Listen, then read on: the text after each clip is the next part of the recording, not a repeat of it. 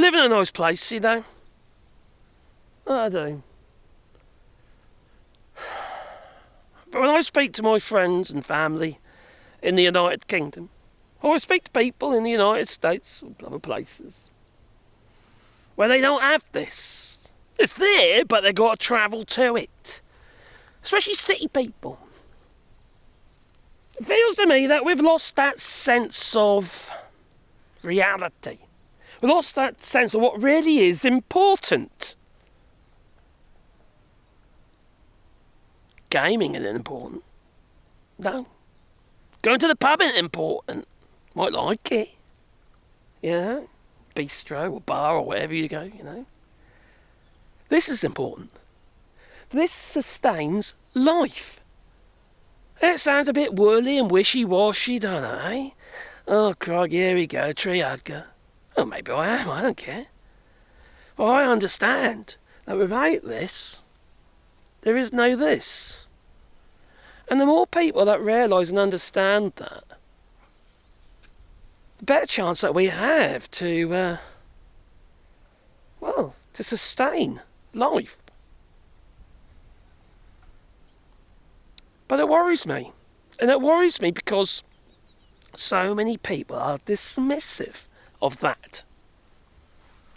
So many people don't seem to appreciate it. And appreciate its importance. They'll just consume until that is all gone. It's madness. And I know what you're going to say. Well, you know, it does look nice, doesn't it? You know, it's all green and lovely and stuff. But even that has depleted. The farmers come in. They take out a lot of the old fences and the hedgerows and that where they can, so they can farm bigger fields. They take out the hedgerows and replace it with electric fences. It's quite common here in France. This bit's not too bad, you see, because these are all separate plots owned by different people, where someone's died and the land has been split amongst the family. But this ground here and this ground here will be depleted. It'll be depleted. Okay, this was a meadow. This is always a meadow. They do this for silage and hay, okay? This is okay. This isn't too bad. But that one over there, as you can see, is farmed.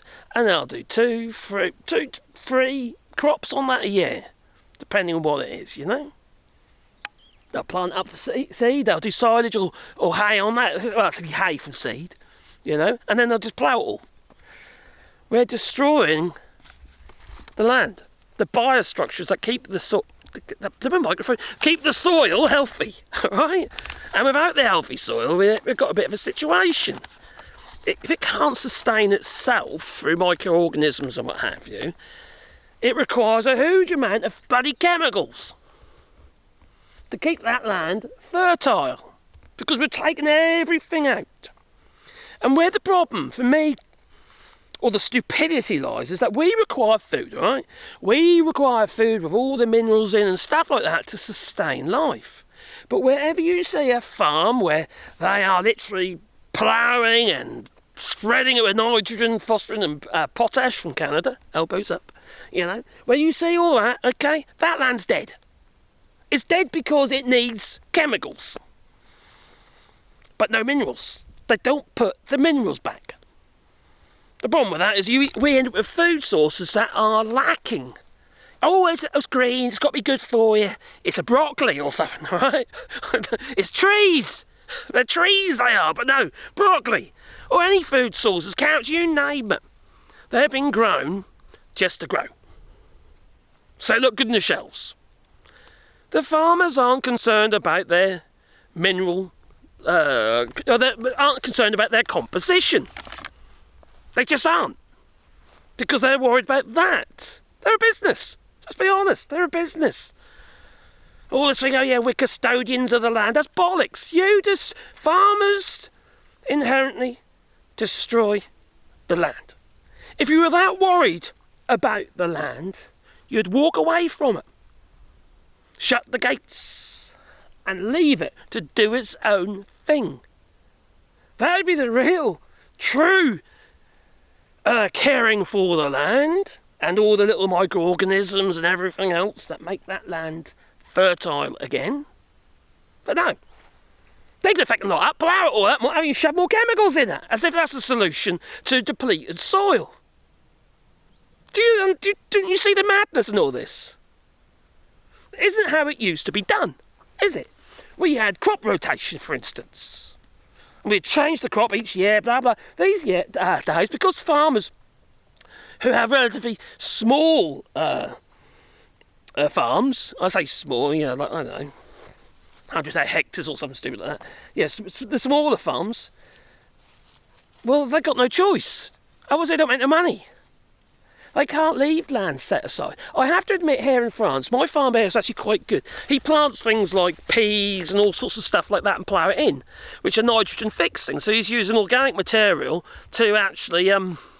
he uses chemicals as well, but some fields he'll set aside one year and literally just grow peas and shit like that on it. Nitrogen fixing plants. They've got nodules on the roots. They put nitrogen, once they've been ploughed back in, they start rotting down. All that nitrogen ends up back into the soil, along with other organic material.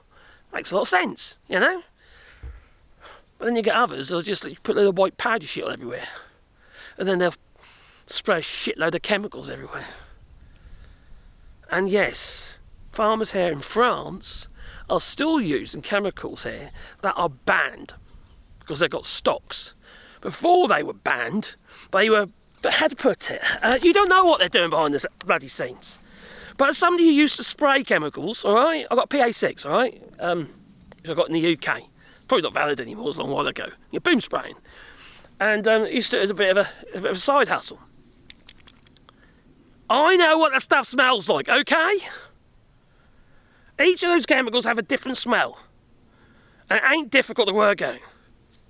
Glyphosate is an obvious one. It's bloody obvious. Neonics, obvious. It's not the neonics itself. It's the substrates that they use to put the stuff in the bottle. That's what you smell. But you see, they're still using them. Just realised my dog's gone into the woods. He's in there somewhere. What is he up to? Something. But yeah, he's having a sniff. You'll get ticks in there, mate. I'll be picking ticks off him later. They're getting to get a bit cold, so maybe not. It's sunny, but it's chilly. It's going to get warm later. So, I don't know. It's like here, I can see there's a hell of a lot of... There's been a tractor coming through here. A small tractor. No, quad. Quad's been coming in here. It might just be someone messing about. It's probably the farmer. But I know in here there is...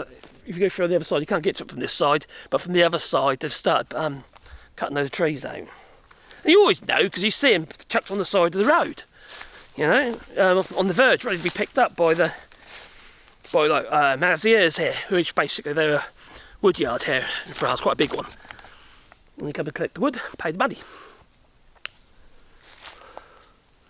I've got a mixture of silver birch, hazel. Okay, anyway. And obviously chestnut. So, yeah, it worries me. I don't feel very proud about a lot of this, Right, and it's not me doing necessarily, but I feel proud of what we're doing regarding our little rewilding project, planting loads of trees and shit. And, like I say, learn about it down below. Downstairs. Oh, dear me. Tell me what you think, please. Are you worried about this? Because I think we should be. We really should be, because we're not looking after this planet. We think, we're fooling ourselves if we think we are. Not all farmers, but most farmers are the worst. They really are. A lot of them got no choice. Because it's about the money, you see, to make a profit. Like you're getting crippled by stupid governments. Like Orange von Schützenpanzer in the White House, and tariffs on China, and now they can't sell their soybean. So I kind of understand the worry and the stress of it all, but why vote for these people? We should be voting for a government, or a potential government, that has our best interests at heart. Not theirs, ours, And that's what we're supposed to be doing. Because those who vote for a bloody idiot are well represented, aren't they? Gandhi said that, he did. Anyway, it's time for me to go and say toodaloo, you know, and she's patiently waiting, as she is. You patiently waiting, Pandora? You're going to sit in the wet grass. You get piles, girl. Are you your Farmer Giles piles? Actually, where's my Sebastian gone now? Sebastian!